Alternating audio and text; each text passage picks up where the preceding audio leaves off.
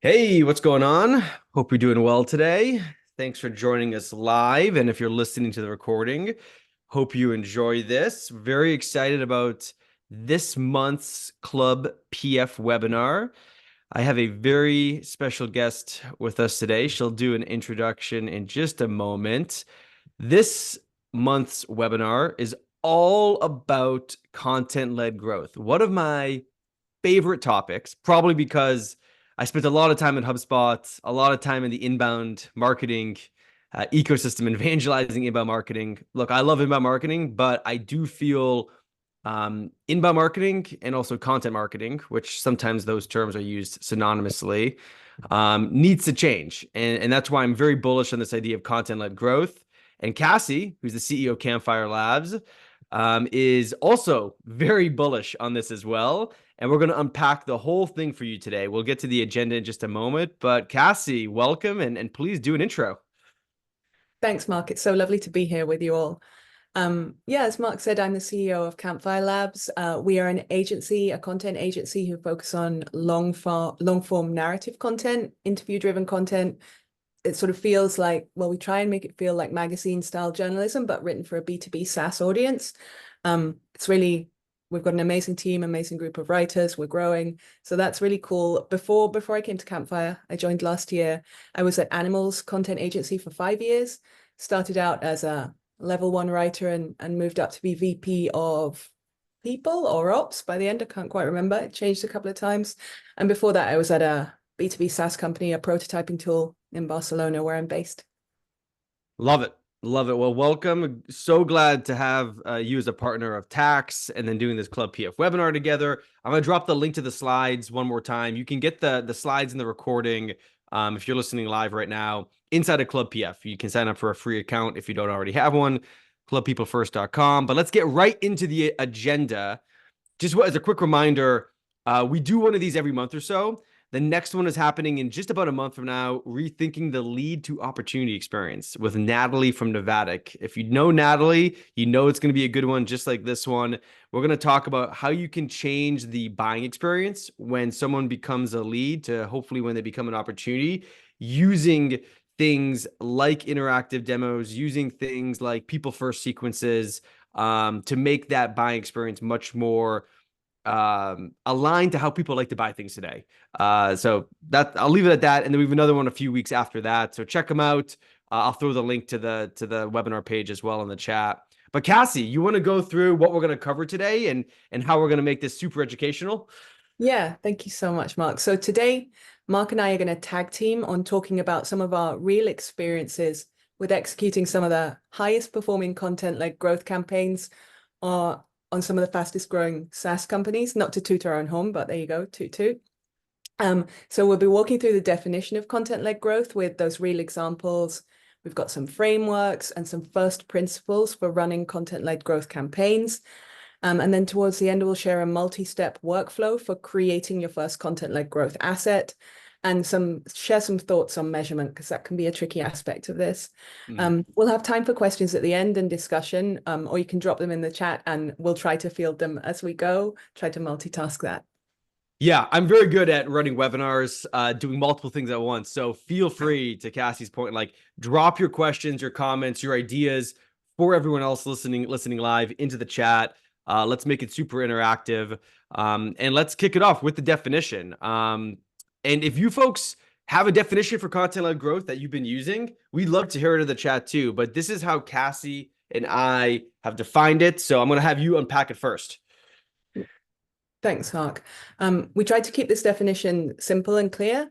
I'd love to hear your thoughts on it. Content-led growth for us is the act of creating, amplifying, and measuring content across the buyer-customer journey with the goal of generating net new and retained revenue. So in content-led growth, each asset is planned with the specific aim of being activated across a variety of owned and non-owned channels. That means one asset needs to be able to be recycled into many channels. And each of these assets is created with, not just for, your target audience, buyer or customer. That's probably one of my favorite differentiators there. Love this definition. Yes, the with your audience is super important. You know, a lot of times content marketing, first off, you think of it as top of funnel, middle of funnel, or just an overall marketing activity, Cassie. Content-led growth, it should not just be a marketing activity. It should include salespeople, customer success folks, subject matter experts across the company. But definitely, to your point about building content with other people, not for other people, it should include perspectives from your customers, people that are thought leaders or trusted influencers in the space that you're selling into, your ICP, your industry, your market overall. It should be something that's extremely collaborative, and it should be thought of as a way to take the brand's story and point of view and the messaging and positioning that product marketing typically is responsible for, and getting it into the minds and hearts of people in ways that feel very natural, not forced, not like in the 10 or so, maybe 15 years ago, it's like, hey, here's a white paper, the company created it, it's our point of view but includes no perspective from anyone else, and it's used just as a part of this very narrow-minded maybe lead acquisition part of the funnel. So it's much more strategic, and that's why I like content-led growth versus just like content marketing or marketing. It's a strategic growth motion that spans the entire kind of go-to-market function. And to your point, Cassie, it's the entire customer journey. Yeah.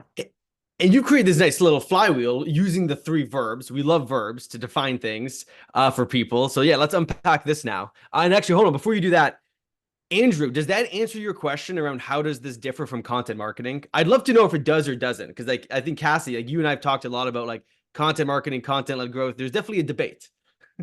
Yeah. And we do have a slide that compares what we conceptualize as traditional content marketing with content-led growth.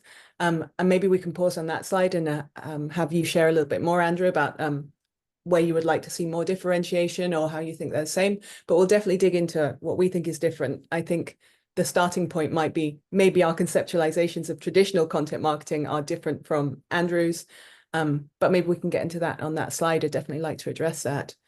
Yes. So we wanted to share this as a starting point, this framework that Mark and I like to use, which we call the Create, Amplify, and Measure framework. And we use this when we're ideating and executing on an asset for a content-led campaign. If we start with create at the top of the flywheel, the ideation and creation process is different in content-led growth because it brings the target audience right in on the ground floor, which is what Mark was just talking about. You bring your target audience in at the ideation stage of content creation. So in a content-led growth campaign, you might have a hypothesis around an idea for an asset that will work, and you share that hypothesis with members of your target audience. Maybe that means your customers, your prospects, maybe it means folks who are in your ICP, and you have them validate it. And we can talk about different ways to do that, or even co-ideate it with you. I know we've done sessions where we're like spitballing with people who are in the ICP to get to that idea for the asset. Then once you've got that idea and you've validated it, you'll also pull them into the actual creation stage through interviews and even reviews of your core ideas and frameworks. On the next slide, Mark will maybe talk a little bit how he did that with a real example of that, sharing a core idea or framework with people. If we move on to Amplify on the right-hand side, in content-led growth, everyone is a content marketer. What I mean by that is everyone involved in the content should be incentivized to amplify that content. And so that is customers, prospects, interviewees, and of course your in-house team. So it's a big difference from maybe how some of us did things in the past, where we had 2 people on the content team like tweeting out like tweets about an asset we've created. In content-led growth, we want to amplify through everyone who's touched the content on its way to creation. I appreciate that some of you might be thinking, oh, yeah, right, I'm never going to be able to get the dev team or the product team or whoever to share content in an organic way. And I agree that's definitely a challenge. But Mark and I will share some lessons or some examples of what we've learned on incentivizing people to do amplification. Mark, did you want to speak a little bit to measure? Yeah, happy to. And this is definitely one where I think, Andrew, there is a difference.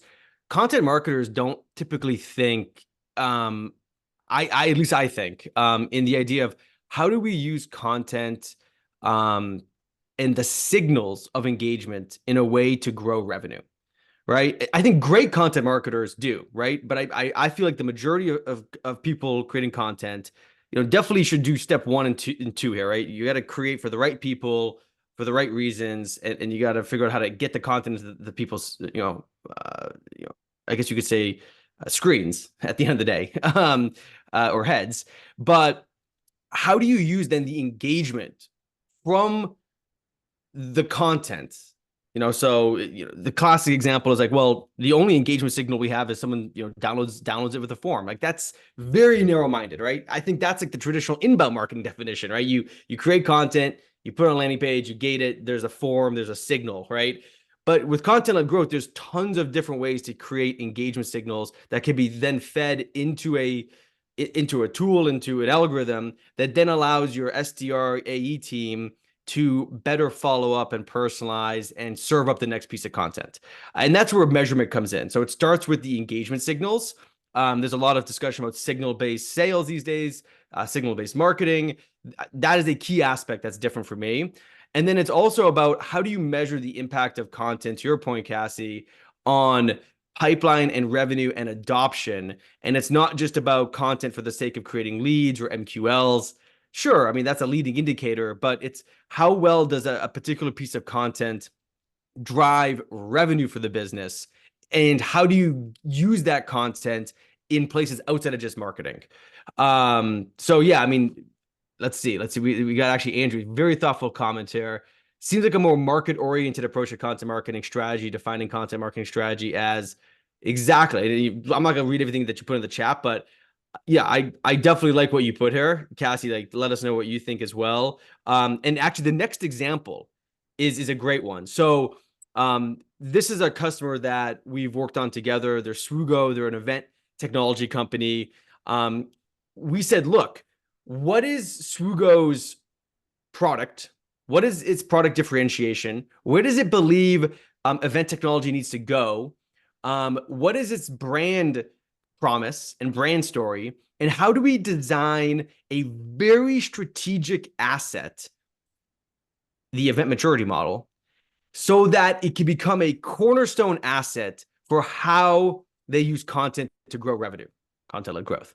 So the best content, we believe, Cassie and I believe, is about helping someone get to an outcome. Yes, it could be educational, entertainment, inspiration, motivating, but it's like, what is that doing to help you get to an outcome?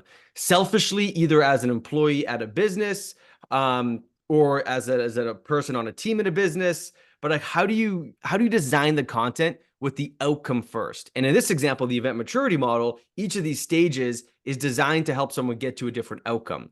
So what we did is we said, great, aligning this to everything I said about at the brand and product level, how do you then turn this into this ultimate guide? We did a virtual event. We're creating video clips from it. We're actually creating another a tool, a free tool that's going to tee people up to become aware of the maturity model more at the top of the funnel. So this is just an example of something that's extremely strategic from a go-to-market standpoint. And we've created a content strategy from that. And then we're going to use these signals of engagement across all these things, the virtual event, the guide, the video clips, and give those signals to the right people to say, look, you might want to follow up with these leads, if you will, these buyers, because they're showing this type of intent. I'll pause there. I just threw a lot out. Cassie, you were very involved in the still are. We're doing a lot with Suugo on this still. What would you add? What did I miss? I would add that what we're trying to do at Campfire as we build out this maturity model kind of ecosystem is bring the maturity model into other tangential pieces of content that we're creating, like case studies, like how can we shape the narrative around the maturity model, and all the content that we're creating for Suugo either would be those supporting pieces that develop the maturity model, or like positioning the maturity model as a part of the Suugo brand and narrative that we want to develop. So I think it's something that you have to think about holistically and how it runs through different marketing campaigns and how they play together as well. Agreed. It's very well said. And this is the the slide you were alluding to maybe 5-10 minutes ago, the difference between traditional content marketing and content-led growth. And yeah, we'd love your thoughts on this, everyone, because by no means Cassie and I know this, super, super well. We're learning, out loud with you all around, the differences here. But yeah, why don't you unpack it first? Yeah, definitely learning as we go. So we did want to think like, how is this actually different from maybe what some of us were doing before? So we put together this little table. And maybe this traditional content marketing says more about how I marketed 10 years ago than how anyone else marketed, in which case that's on me. But when I started out in content marketing, the traditional approaches that certainly I followed and other people I work with followed were a bit spray and pray. Like we would create tons of SEO content, see what resonated, and then try to create different iterations of that and kind of hope it kept resonating and then be sort of confused why it didn't. I think if you fast forward to now, from 15 years ago when I started out in this, we have more ways to create content than ever. We've got more tools, media, formats, you name it. And it does still feel like we're plagued by more low quality content than ever before. And I think that's a function of that spray and pray attitude among some people still continuing, perhaps. So content-led growth tries to reject that spray and pray approach and be higher on focus and lower on volume. So when you're doing content-led growth, you create fewer individual content products. So for example, I used to do like 25 SEO pieces a month. That's very different from doing one really like conceptualized, original, built out maturity model for a sector that doesn't have a maturity model, for example. That feels very different. And those big assets that you do create in content-led growth are designed to be activated at specific stages of the buyer or the customer journey, if someone's already a customer, and then repurposed for those different channels. And you're creating those in partnership with that audience, which I feel like is a differentiator we've called out already, where I certainly didn't create my 25 SEO pieces a month in partnership with the people I thought were going to be Googling and finding them. Yeah, Yes. thanks, Mark. No, I'm actually typing something up right now. So I let me see. see. Hold on. Let me watch this. Like I said, I can be pretty dangerous with multitasking during a webinar. So I'm actually going to pause this for a second and refresh this. Go back into slideshow. I added one thing: leads versus signals and revenue. So I think that's the other difference, right? With traditional content marketing, we're going to focus on generating leads.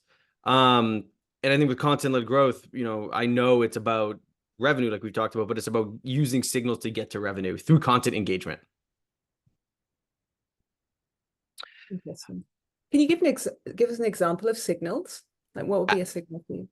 Absolutely. So we knew at Drift, we'll talk about this very soon. It's coming up in the next couple slides, that after looking at the data for about 3 months, that the MQL is dead, a very big cornerstone strategic asset for Drift, that the propensity of that engagement with that content to turn into pipeline was higher than any other piece of content. So we pointed then our sales team at that piece of content in a much more deliberate way. And when someone downloaded that piece of content, not just read it on the website because it was ungated, but when they actually downloaded that piece of content, we did a much more deliberate outreach comparative to other content. Because normally, engagement with content, unless there's like a lot of engagement with content clustered within a short amount of time from a really ideal account, you're not going to do a ton of like reach out because it's still low intent-ish. But if you couple that engagement from the MQL is dead, plus they went to they watched or went to a live webinar about that topic, then their engagement and intent score went up, and you're getting to pipeline faster because you're seeing that signal of intent from the buyer as a trusted signal of they are probably either right in market or right about to be in market for something like Drift. Love that. Thank you so much. That's really helpful. Yeah, of course. Thank you for asking that.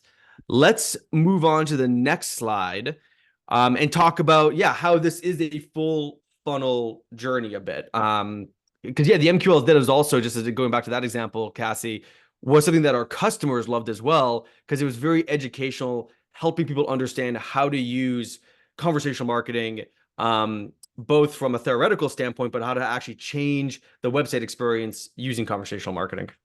Yeah, oh, that's a good lead into this slide where we're thinking about, yes, content-led growth is focused on pipeline and revenue and driving those almost lagging indicators, connecting those lagging indicators up to the assets. But we're also still looking at those leading indicators as signals, as Mark said.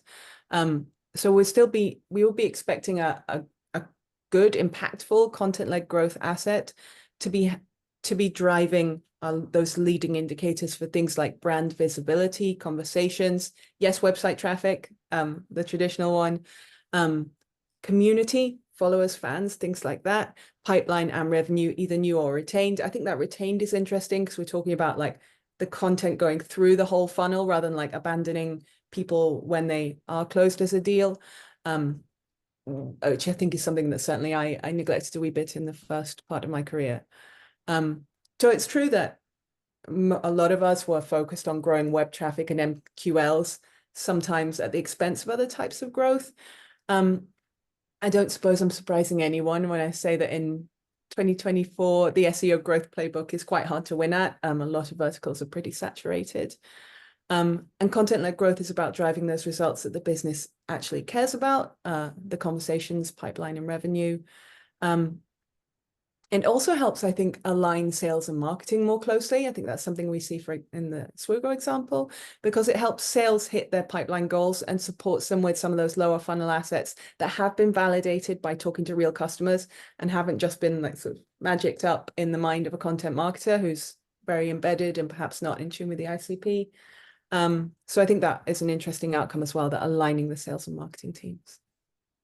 So how do you do it? But Becca makes a great comment in the chat, Cassie. Loves the MQL dead example and mindset.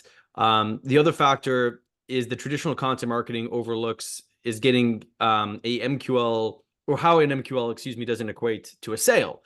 How many times have you downloaded a report, registered for an event, etc., only to unsubscribe from the email in the future because the company is creating the content? A more targeted, thoughtful approach that is audience-led and building community around an idea is key. Yeah, like, yeah, you don't want to just, that's a great call out, Becca. You don't want to just, have someone who downloads something after they fill out a form and then blast them with stuff, right? Like, it's so company first. We're going to nurture you. We're going to convert you. It's a linear journey. None of that is the case anymore. And it really never was the case.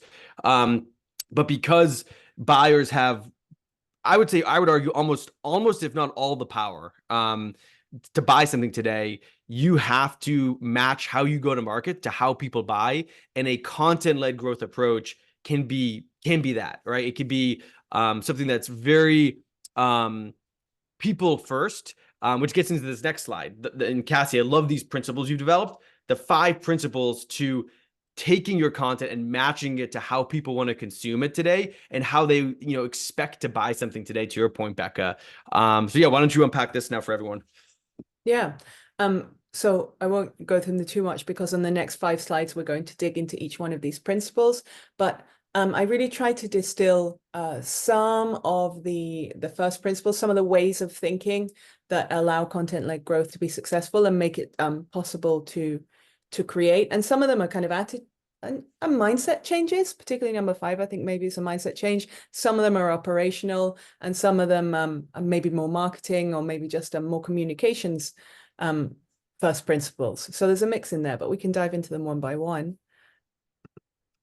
Let's do it. Build in public. One of the most cliche thing to say now. It was build in public, but like, it is true. And you've data to back this up. Yeah, it is true. So you can see some of the data on the screen. I'll explain. Campfire Labs just launched a new LinkedIn distribution service. We didn't have expertise in LinkedIn before. I think we do now, and we've been developing that over the last 6 months. I think if I were taking a traditional content marketing approach, what I might have done in the past, I might have researched LinkedIn distribution, tested in secret some LinkedIn distribution things, done like a pilot with perhaps one customer, and then done a big launch announcement right at the end. And it would have been a surprise to everyone that we've been working on LinkedIn distribution.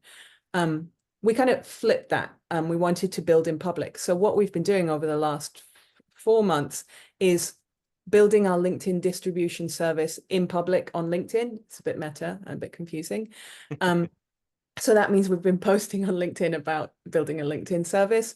It's been really interesting. The screenshot you can see on the slide is a bump we had in unattributable traffic that's correlated to a viral LinkedIn post that we did. So we did this viral LinkedIn post. We got like 50,000 impressions on LinkedIn. We had an unusual spike in website traffic that same day and the day after. From dark social. So we're correlating it to the LinkedIn post. And then we posted that on LinkedIn, talking about how that had happened and how LinkedIn distribution can be impactful for bringing people to your site or bringing people to your service. And all of that is us building in public, talking about us building a service, not being embarrassed that we're learning in public, but rather treating that as an asset. It's been really beneficial for us. We've grown our LinkedIn following from 2,500 to 5,000 followers, my LinkedIn following, because we post on mine. We've run loads of micro experiments and tests to get feedback from our ICP on the LinkedIn distribution service and see how people react to it. We've tested the whole service and operationalized it on ourselves so that we're like ready for customers who come in. And I didn't put this on here, but it's actually driven five pipeline leads for us, 5 direct leads over the last month as well, which has been really great. It's been super. And we just launched the service, but we've been building it for 4 months. It's an incredible example. Becca loves it as well, especially like the younger generations who are looking for this transparency. Could not agree more. 2 things before we go on to the next principle. One is this idea of minimal viable audience. I'm a very big believer in this. We have some stuff in Club PF around building a minimal viable audience. The other idea around this is like minimal viable product. I would argue you build your minimal viable product, which you're doing through building a minimal viable audience. So as the product gets into a point where it's like sellable, or you start to get design partners or whatever that might be, you have some audience behind it. Great example. And then the second point, and I love everyone who's listening today to chime in on this. If you're listening to the recording, talk about it on LinkedIn or put it in the Slack community if you're an insider member, is this idea of LinkedIn posts are the new blog articles. Meaning, you don't write a blog article first, write a LinkedIn post or a collection of LinkedIn posts, and then turn those into blog articles for your blog on your hosted domain. Love people's reactions to that. You can give those reactions at any time. We'll move on. But Cassie, do you subscribe to that? Do you think I don't know? I push back on that, Mark. Oh no, I subscribe to it completely because you've already got a baked audience on LinkedIn, whereas you don't usually when you're blogging and just putting it on your site. So I think you go to where your audience is rather than trying to inveigle them to come to you. One thing I want to make clear in this example, yes, we were building a service in public, but the idea is that you can build a content asset in public. So for example, with the Suugo maturity model, we were talking about building that in public as well. So you would go out and say, hey, we're thinking of creating an asset that's like this, and here's the main ideas, like do a poll, get some feedback, talk about the people you're interviewing to get information for the asset, and just start building excitement about it. So it's not just services and products you could do this with. We're advocating for doing this for each of those core content-led growth assets you're creating. Love that. And I know people that are doing this in a undeliberate way. I think there needs to be a service, a company that literally does this. And it's like, why wait? Blog articles about like evergreen long-term distribution advantage. You can get both now if you do LinkedIn post and blog. LinkedIn post is going to get a ton of views and engagement like you're proving here, but then over the long term, LinkedIn doesn't help you. The blog helps you though, right? So it's like LinkedIn first, blog second, you get the benefit of both. Anyway, we move on. That's again, I think another example of like a more content-led growth type of mindset, type of approach. Treating content as a product, Cassie. We are doing this at gocatalyst.com. All right, Brian, I love it. Thank you for sharing the example. We got to check that out, gocatalyst.com. Treating content as a product. We talked about MQL is dead.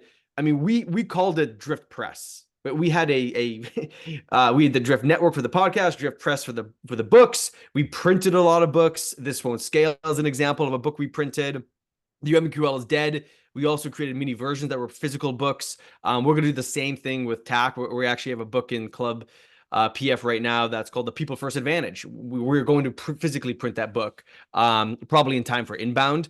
But I think what you have here on the left, Cassie, when you think about content as a product, the positioning, the messaging, the value, going back to the idea of outcomes, what's the outcome your content is helping someone get to, is super important, right? So if you're not thinking of your strategic content assets as a product today, that's one of the first things you can do.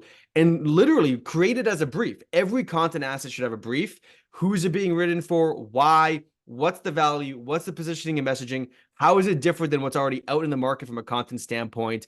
And then, yes, do the things that you talk about on the slide. Turn that into other smaller, almost like freemium content assets, right? Like a clip is almost like a thing that gets someone to then recognize, ooh, this thing's really interesting. Like I never knew that they had the MQL is dead, and I watched a clip about the MQL is dead in a webinar. That's going to get me then to go download or read more about it on the website. It's almost like, you have a free trial or a freemium part of your product, kind of like product-led growth, and you're driving people into the bigger product experience. Anyway, there's a lot to unpack here. Cassie, what would you add?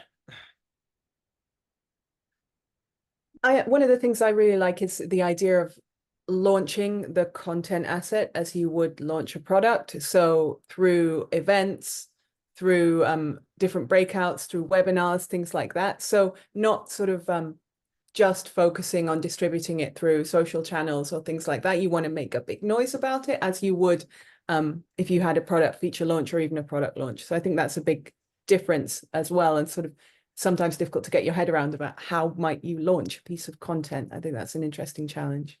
Yeah, I love that. And before we move on, just to go back to Nicole's comment about, the LinkedIn blog post, you're building up a profile of a company executive, maybe. Yeah, absolutely. It's actually probably one of the easiest ways to sell the idea of LinkedIn, for example, to a company executive, because you can say, look, we want to build out your profile or user profile. We want to create zero-click content and engagement from this. But then we're going to get more good, real, attributable marketing ROI from all this effort, because we're going to put it on our website, and we're going to be able to see traffic, conversions, all that other stuff from it as well. And we'll be able to use both, either the LinkedIn post or the blog article, in sequences in other ways that can help, again, nurture awareness into some type of like maybe demand capture motion. So I think, the way you can do this is going to help you maybe pitch the idea of getting someone involved in LinkedIn as well. So this one, number 3, this is uncommon. I see it more. So when I was joining Drift back in late 2018, early 2019, talking to David Cancel, the CEO, he and I, were very deliberate in how we were going to design the marketing team. This was even actually before they had a full-on CMO. And we were like, wait a minute, we should think about how to design content so that it's being used in the most strategic way across the entire company to maximize all of the ROI behind it. So at Drift, we took 5 different teams and put them underneath what we called content and community. So there was a content team, traditional content marketers, if you will. There was an events team that did all of the events, including in person, online, and also like Drift hosted, but Drift company events just for employees. So we centralized all events. We built a community team, which was like social, and then our owned community and membership experience, which was called Drift Insider. We had the creative team underneath this, and then an education team, which was people creating courses and more, very much focused on outcome-based education to help someone, either a customer or also a non-customer, understand how to use Drift and conversational marketing and sales together to get to these outcomes. So what did this do? This allowed us to create a lot more content more effectively, be able to keep the design, the consistency, the messaging, everything much more organized, much more streamlined. We created this 1 + 1 = 3 effect with our events and content. We allowed actually a lot more creative ideas to come to light because we designed content basically as a service for the rest of the go-to-market teams. So Cassie, you talked about like integrated revenue campaigns and thinking about how to like make this a thematic thing that's campaign based. Well, we said, hey, you're going after this new ICP, or we need more pipeline from this ICP. Let's work together with those sales teams and the people on the demand gen side of the marketing team to figure out how to design the best content assets, either from existing content or create a new cornerstone asset that's going to be used in these places to either create, mature, accelerate pipeline, or better retain our customers to get them to upsell into a new product. So this structure is definitely, I think, very uncommon. Number one, I'd like to see more teams move to this structure, but it requires someone to then have I'd say the fortitude, to some degree, fortitude to lead this, because it's multidisciplinary, right? You have to have a little expertise in content, in events, in community, in creative. But that's where you need to find someone who's just really strong in each of these disciplines. And if you, as the leader of this team, who probably isn't going to know everything about all these things, but can understand how to organize it together, especially from a demand revenue marketing lens, you'll see a lot of success. I'll pause there to see if there's any questions or thoughts about this, but I do think this is the best way to design a content-led growth motion. And then you would have a revenue marketing team be in close partnership with this team. And Mark, do you who should be leading this team? Is it the CMO? Is that the person who's responsible for all of this? I don't think it's a CMO. I think you could have a title of VP of content community, VP of brand and content, VP.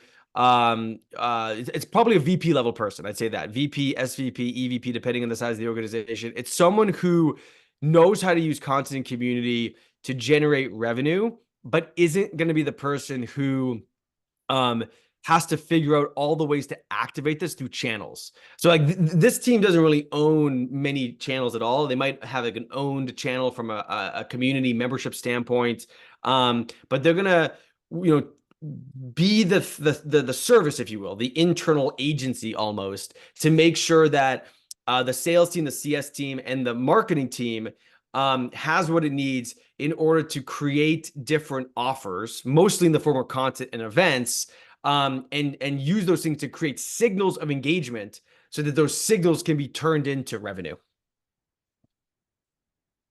Okay.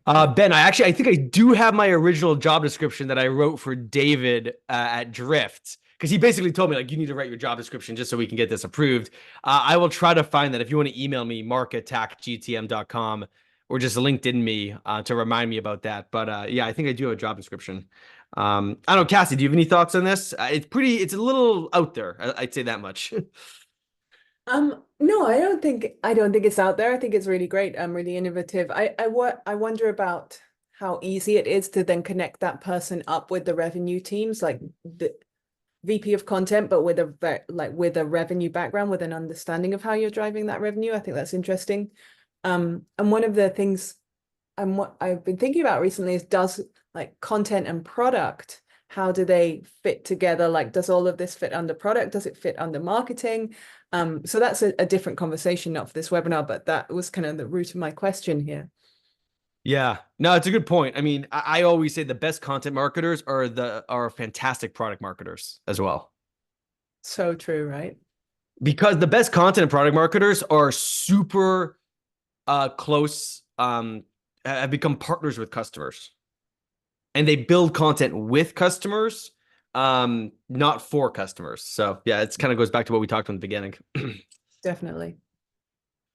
Another one. So we have two more principles to get through, and then Cassie's going to walk you through the 8 steps. Let's see, Alina, can we do content-led growth approach with the traditional marketing team? Where to start in case? Yeah. We'll get to that. Yeah, it actually, in 2 slides we'll talk about this. I think you can, right, Cassie? Yeah, definitely you can.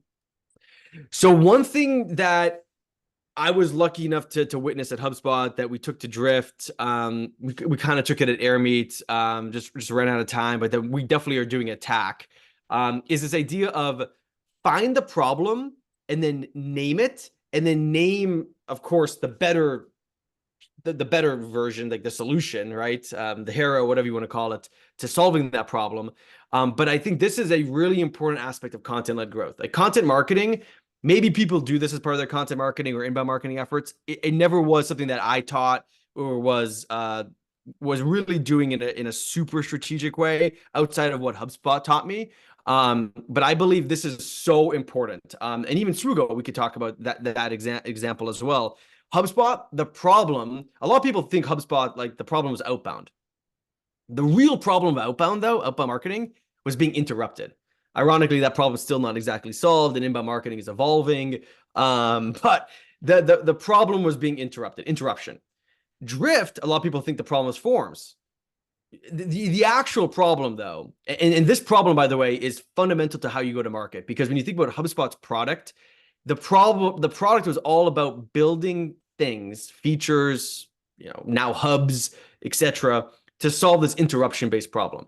Drift, the whole product was about how do we reduce friction in the buying experience, both from a marketing standpoint and a sales standpoint. The thing that we named as the enemy, the real problem was forms, because that was the thing that a lot of people obviously knew and understood. And outbound marketing, people knew and understood, and it played well against inbound marketing. With TACK, the problem we finally have identified is generic. Your go-to-market is generic. It's not very interesting. And what we named it as is it's company first. Like your go-to-market is generic because you take a very company-centric, company-first approach to bringing your product into the market, which is a lot of these kind of older school tactics that don't really work as well because they don't match to how people buy today. So I say all that because I do think, Cassie, that when you think about your content program and you think about how to use content-led growth as a strategic revenue driver, you have to find this like point of view. You got to stand for something. You got to find the red thread in what you're doing to really create a powerful enough content strategy that can then be productized. I think you can do it without this to some degree, but I do think this is like a almost a requirement, maybe not a full requirement, but I think it's very close to a requirement to getting it done well. Agreed. And this kind of goes back to treating your content as a product, because I feel like this is very lean UX focused in being identifying that problem that you're trying to solve for the customer. And what we do is go a little bit further with the content-led growth and like name your enemy, name like the thing you're going up against, and then build your content strategy around that. I definitely don't have this first principle nailed down yet. Like I haven't practiced this one enough myself. I'm looking forward to getting better at this. Well, this is a great example of product marketing. This is why I say content marketers are great product marketers, because really what this is really, really good product. I would almost argue it's brand marketing. It's brand through product, right? Like you built the product to help solve the interruption problem, and there's a red thread that can be talked about, right? Like if you look at like tax stuff now, right? Like we talk about generic go-to-market, we talk about company first, we talk about people first. You're basically, how do you create something that allows you to beat the drum so that when someone goes, sees it one time, sees it 5 times, sees it 10 times, they just know, yes, that this brand is associated to this problem or enemy, and they've created this new approach to solving it. Right on. And lastly, I love this image. This came out, I think this came out like when I was like first joining Drift. Actually, might say on the image. Yeah, 2018. This is an old image, but it's a good one. Yeah, it's a good one. I had not seen it before, but if anyone subscribes to Tracy Wallace, her from Klaviyo, her newsletter is really great, and she shared this last week, and it was just like, it really sort of makes your eyes hurt. And I added this because one thing that Mark and I found doing this content-led growth is that attribution is definitely not easy. Content attribution's never been easy. It's one of those like holy grail problems. Being able to attribute revenue or anything else to your content is the holy grail for content people. I feel looking at this image and just like having been in content so long and doing content-led growth now, I'm a bit skeptical about how realistic it is, especially for content-led growth. I think firstly, because when we track attribution, we're only focused on the assets we think convert. We're tracking attribution impact for specific assets, but there's hundreds of other touch points that move a buyer along the journey that we may or may not know about. And so how are we attributing to them, and how is that how is that contributing to other attribution? And second, the journey is just so complicated. We used to thinking in this tofu, mofu, bofu kind of shorthand when we ideate or things like that. But like, how does that fit into here? What's the relevance of tofu, mofu, bofu when you look at this kind of craziness in this image? And I think, how do you attribute revenue to a content asset in the middle of all of this? It's not as easy as like moving people down the funnel and giving a percentage more attribution to them as they move down, or your content assets move down. And thirdly, how clean is your attribution data anyway? I, as a content marketer, have never had very good content attribution data. I've really tried, but it's always been like a proxy or an approximation for another thing. I think that's pretty standard across a lot of content marketers, where your attribution data is kind of not perfect and not very clean. And content-led growth focuses on bringing people in and building those relationships over time. I think that kind of jives fundamentally with the complexity that we see here, and with the human aspect of real buyer journeys. How we really buy products and how we really interact with content on that journey doesn't lend itself to easy attribution. And I feel like we just kind of have to relax into that and still be looking to attribute, but accept that it's not a one and done process. It's why I like signals. There you go. Yeah. I mean, all of these things on this slide, right, could be a signal, right? And some of them you won't be able to ever capture, probably because there's just no way right now to capture that signal, because it's like so internal into the buying team. But think of content as signals versus conversions. Signals are part conversion, part engagement, part other things. But I do think that's a better way to think about content attribution. For sure. Like if you could tell me, we actually did this at HubSpot at one point. If someone engages with 5 or more pieces of content, right? There's 5 or more content signals. Once that threshold is met, the chance that person buys goes up by X%. Those are the types of data points I'd be on the hunt for if I was at a company. Yeah. TACK is just not there. We don't have that type of volume. But if I was at a software company or any company at the end of the day selling something, trying to find that moment where it says, yeah, there's just a very strong correlation. I mean, even like causation, because it says you as a person consuming this content from the brand, if you will, once you engage with that much, the chance that you will eventually buy, and it might not be like immediately, but like the chance you eventually buy goes up by this much, then you should be paying and doing a lot more with those people that meet that threshold. Mark, Nicole has asked a really interesting question. How can we reconcile this attribution challenge with the need to prove the impact of content marketing to leadership? Hey, Nicole.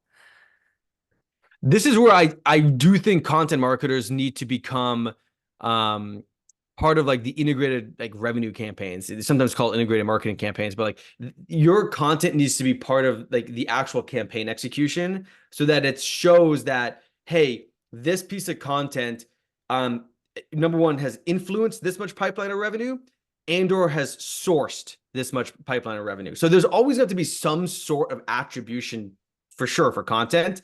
And I've always done both. I've said, here's influenced, here's sourced, and then here are the content signals that are the ways that marketing can tell when something should be promoted more or used more or maybe repackaged more. But then here are the signals that the sales team can use to better help them with warm outbound or to supplement their cold outbound with this content. So it's just using content more holistically across all these channels and all these teams as part of this integrated campaign approach.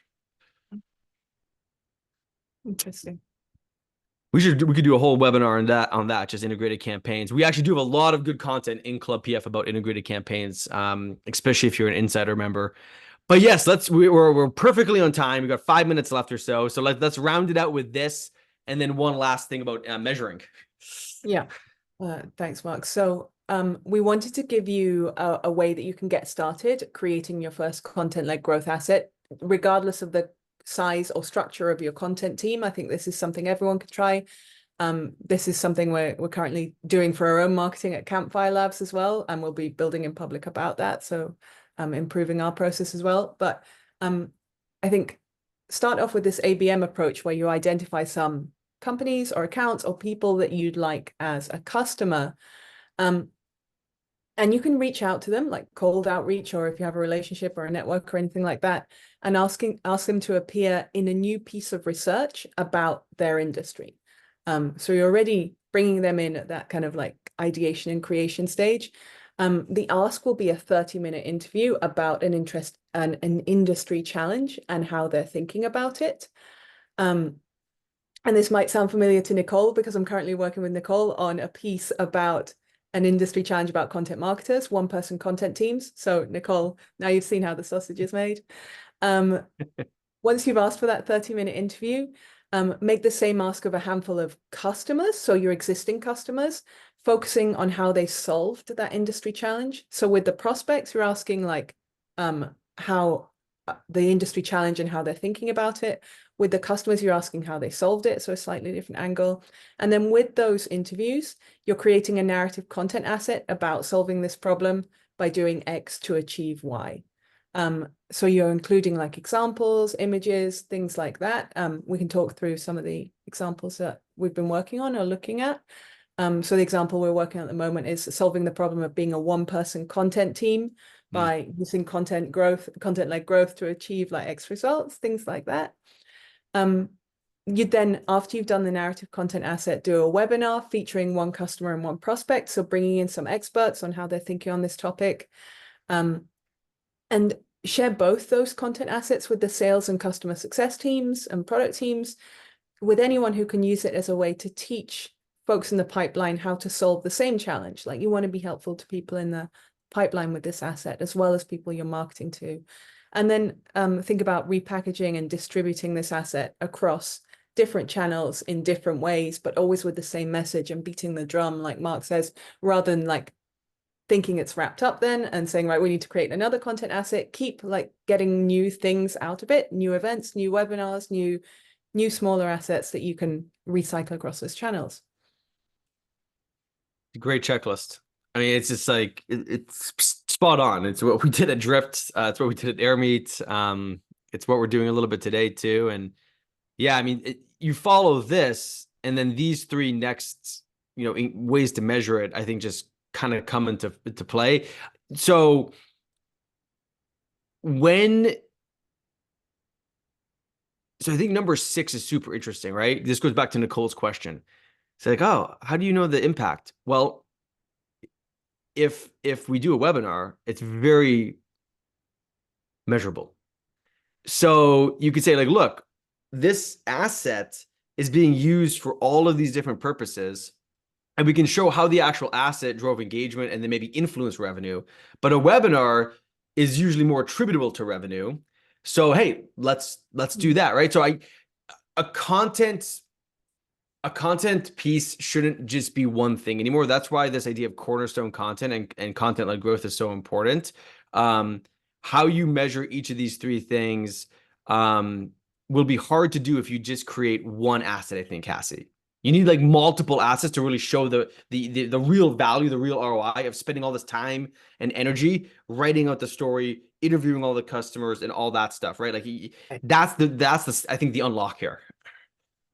Yeah, that's a really interesting point. It would be hard to justify like 10 interviews for a one and done asset, wouldn't it? It's tough. I mean, like the MQL is dead. I mean, I remember creating that, and that was, multi-months, a lot of work, like, multiple interviews with people, subject matter experts, all this stuff, like aligning it to where the product's going. Yeah. And if we just did that thing, like, and did nothing else, with it for it, it still would have probably been pretty successful, but it would not have had the same ROI.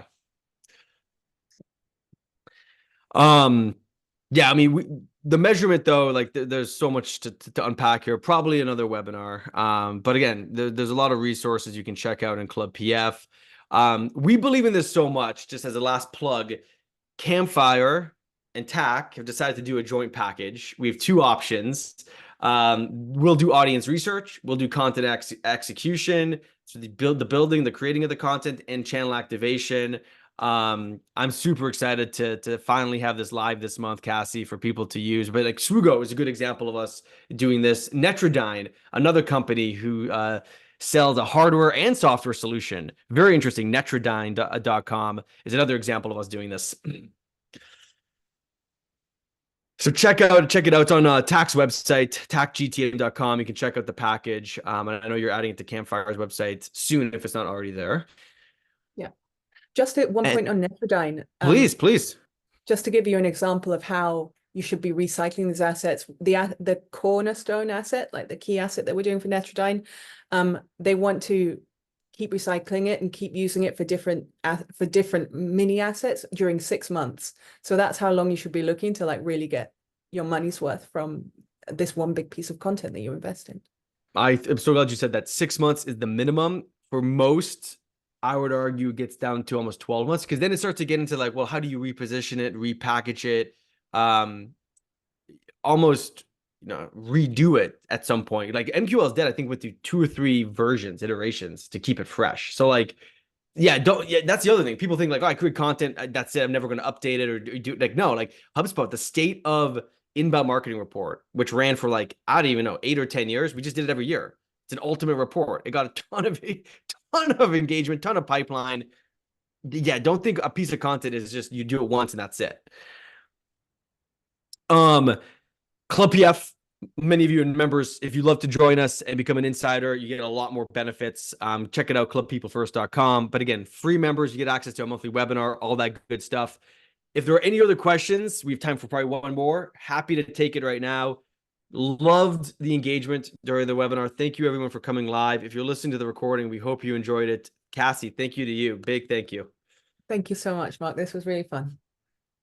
A lot of fun. Yeah, let us know, folks, if you have any other questions. We're happy to answer. But that was content-led growth in 60 minutes or so. More to come. If you believe in it, let us know on LinkedIn. Happy to connect with you all. It looks like we're done with the questions. Again, thanks everyone. Thank you, Sydney, Becca, Nicole, Carrie. Have a great rest of your day. Cassie, we'll talk to you later. Yeah, thanks everyone. Bye-bye. Bye.